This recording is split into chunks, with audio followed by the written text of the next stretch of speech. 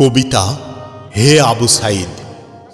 কবি মোহাম্মদ বেলাল হোসেন।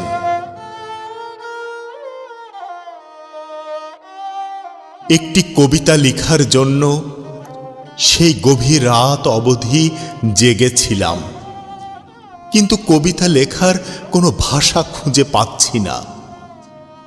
কবিতারা যেন আমাকে ছিন্ন করেছে, আমি যেন কোনো কবিতা না লিখি।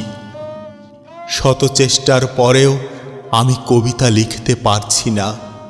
অধিক আগ্রহে কলম ধরে বসে আছি একটি কবিতা লেখার জন্য, কিন্তু কিছুতেই আমি লিখতে পারছি না। ভাবতে গেলেই আমার মাথা ঝিমঝিম করে ওঠে, এ দৃশ্য কবিতায় কিভাবে লিখি। আমার গা শিউরে ওঠে কলমের প্রতিটি শব্দে, প্রতিটি ভাষায়। এ দৃশ্য কোনো সিনেমার দৃশ্য নয়, এ দৃশ্য কোনো নাটক কিংবা কল্পনার দৃশ্য নয়। এ দৃশ্য এক আবু সাইদের বুক পেতে গুলিকে বরণ করার দৃশ্য। এ দৃশ্য এক বিপ্লবের বজ্রকণ্ঠের, এ দৃশ্য এক রাজপথ কাঁপানো বিপ্লবের, এ দৃশ্য এক নতুন বিপ্লবী জন্ম দেওয়া, এ দৃশ্য গড়ে তোলা এক নতুন ইতিহাস।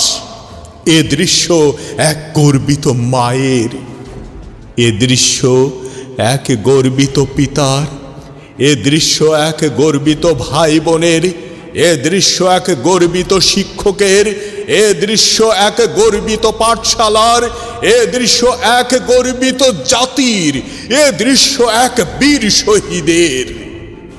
হে আবু সাইদ, তুমি যুগে যুগে বেঁচে থাকবে হাজার বিপ্লবের মাঝে।